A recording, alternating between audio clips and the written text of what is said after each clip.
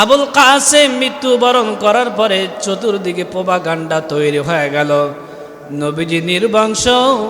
পরবর্তীতে নবীর ঘরে আলোকিত করার জন্য, বংশ আলোকিত করার জন্য কেউ নাই।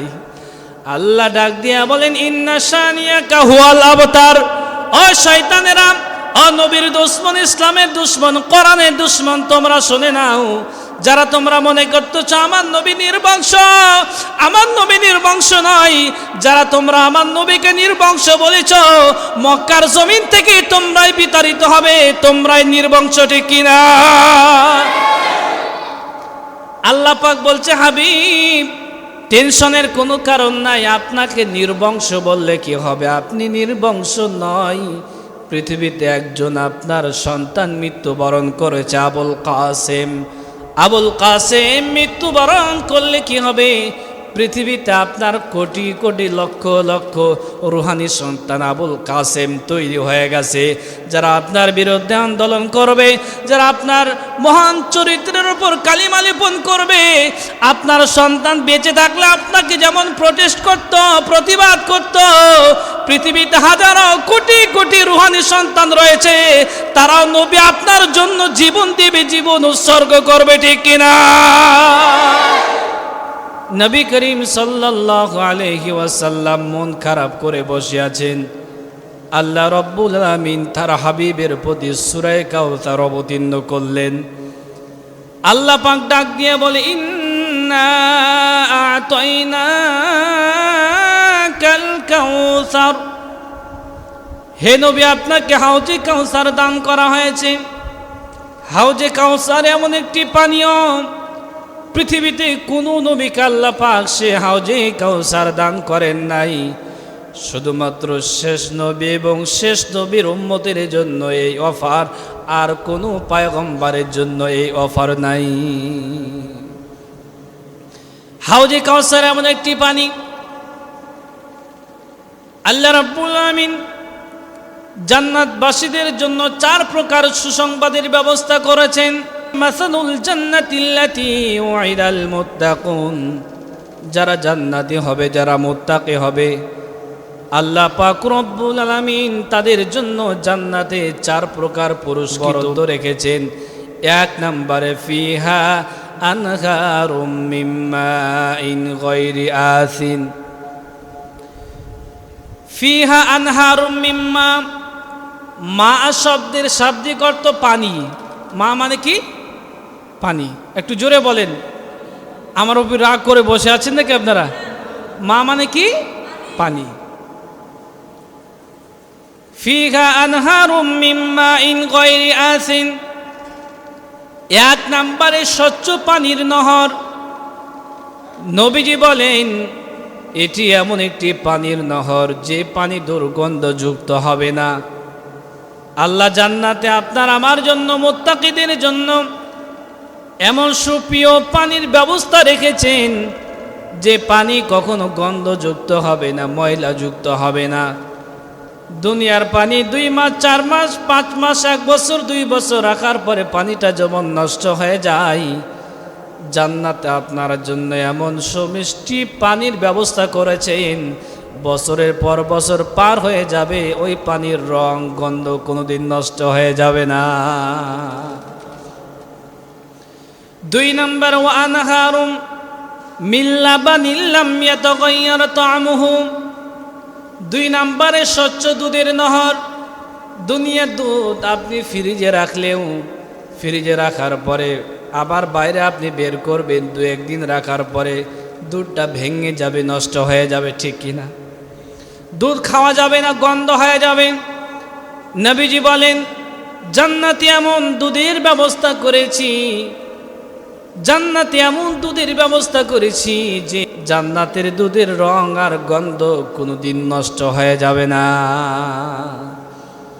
আর দুনিয়ার দুধ, দুধ ভালো ভালো জিনিস, কিন্তু সবার জন্য ভালো না।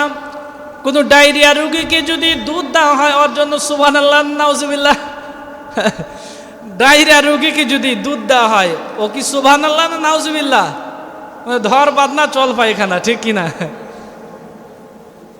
নবীজি বলেন, জান্নাতে এমন সুস্বাদু দুধের ব্যবস্থা রেখেছেন, যে দুধের গন্ধ কোনো দিন মেলানো হয়ে যাবে না। 3 নাম্বার, আনহারুম মিন আসালিম মুসাফফা, নবীজি বলেন এমন সুস্বাদু মধুর ব্যবস্থা রেখেছেন। হাদিস শরীফের ভিতরে এসেছে, ডাক্তার যেমন রোগের প্রেসক্রিপশন করে, আপনারও অসুখ হয়েছে, আপনি ডাক্তারের কাছে যাবেন। নবীজি বলেন কোনো ব্যক্তি যদি নিয়মিত মধু পান করে, সেবন করে, আল্লাহ পাক ওই মধু সেবন করার কারণে রোগাক্রান্ত ব্যক্তিকে আমি আল্লাহ আরোগ্য দান করি। আর মধু মেডিসিন যে বানায় তার ইঞ্জিনিয়ার মধুমক্ষিকা। আল্লাহ বলছেন ওয়া আওহা রাব্বুকা ইলান নাহলি আনিত্তাখিযি মিনাল জিবালি বুয়ুতা। ওয়া আওহা রাব্বুকা, আল্লাহ পাক মধুমক্ষিকার কাছে সিক্রেট মেসেজ, গোপন ওহী নাজিল করলেন। ডাক দিয়ে বলেন ওয়াসি ইলান নাহলি আনিত্তাখিযি, ইত্তাখিযি তুমি ঘর বানাও, মিনাল জিবালি বুয়ুতান তুমি পাহাড়ে বাসা বানাও, ও মিনাল শাজারি গাছের ডালে ডালে তুমি বাসা বানাও। আপনাদের কাছে আমি জানতে চাই, পাহাড়ি এলাকায় মৌমাছির মধুর চাক আছে না নাই? মিনাল শাজার গাছের ডালে ডালে মধুর চাক আছে না নাই? ও মিনাল শাজারি ও মিম্মা ইয়ারিসুন, শুধু পাহাড়ি এলাকার মানুষ মধু পান করবে আর জমাজনের মানুষ মধু পান করবে। আর আমরা কি রোগ থেকে আরোগ্য পাবো না? আমরা কি মধু পান করব না? আমার গ্রাম্য মানুষগুলো মধু পান করে জীবন যাপন করবে। ওই মধুর কথা আল্লাহ বলছেন ওয়া আনহারুম মিন আসালিম মুসাফফা, আল্লাহ রাব্বুল আমিন স্বচ্ছ মধুর নহর তৈরি করেছেন, যেই মধুর গন্ধ রং কোনোদিন মিলান হয়ে যাবে না, নষ্ট হবে না।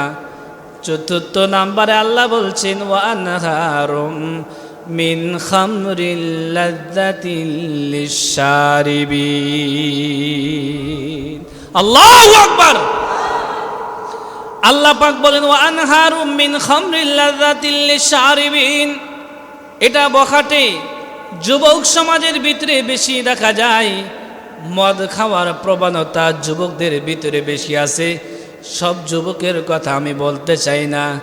যে যুবকেরা নামাজ পড়ে না, যেই যুবকেরা আল্লাহকে ভালোবাসে না, ইসলাম মানে না, ইসলামী আন্দোলনের সাথে সম্পৃক্ত নাই, ওই যুবকেরাই মদ পান করবে। একজন 5 ওয়াক্ত নামাজি ব্যক্তি, তাকে যদি জীবন নাশের হুমকিও দেন, এরপরও মদ মুখে নেবে না।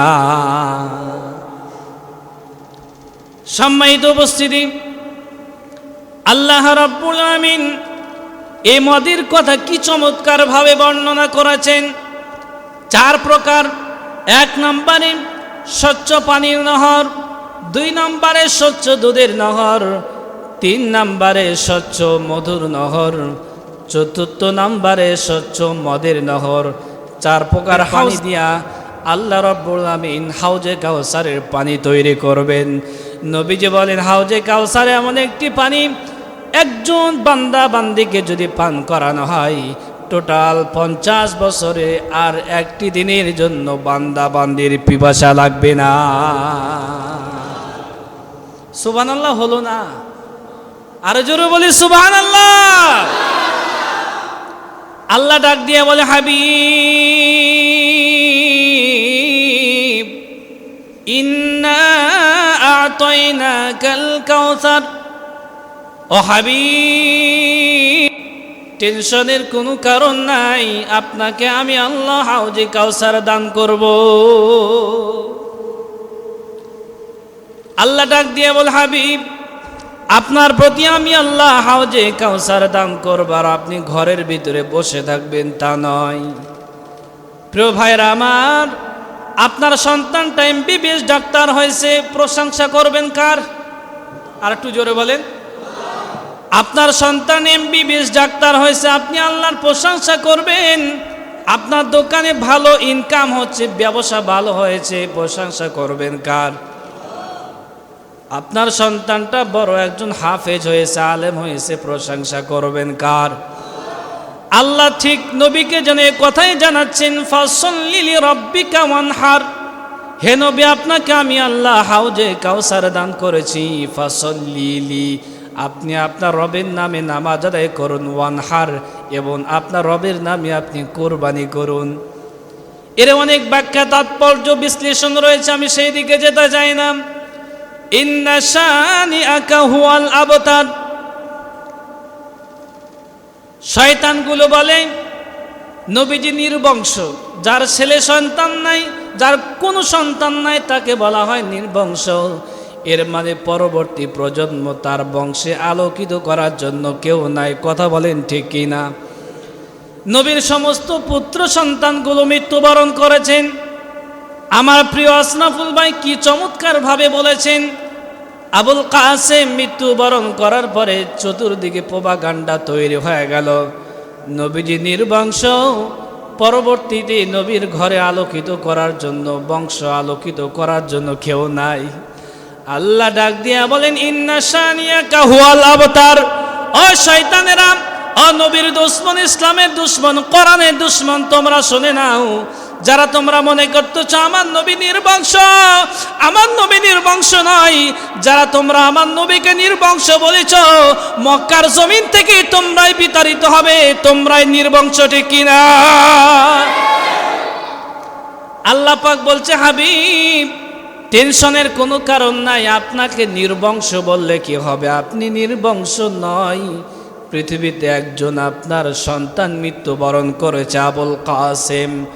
আবুল কাসেম মৃত্যুবরণ করলে কি হবে, পৃথিবীতে আপনার কোটি কোটি লক্ষ লক্ষ রুহানি সন্তান আবুল কাসেম তৈরি হয়ে গেছে, যারা আপনার বিরুদ্ধে আন্দোলন করবে, যারা আপনার মহান চরিত্রের উপর কালিমা লেপন করবে। আপনার সন্তান বেঁচে থাকলে আপনাকে যেমন প্রটেস্ট করত, প্রতিবাদ করত, পৃথিবীতে হাজারো কোটি কোটি রুহানি সন্তান রয়েছে, তারাও নবী আপনার জন্য জীবন দিবে, জীবন উৎসর্গ করবে, ঠিক কিনা? আল্লাহ পাক নবীকে সান্ত্বনা দিলেন, নবী হে টেনশনের কোনো কারণ নাই, আর চিন্তাগ্রস্ত হওয়ার কোনো কারণ নাই, নবীজি আপনাকে আমি আল্লাহ বিজয় করবো, এত কোনো সন্দেহ নাই। সুবহানাল্লাহ।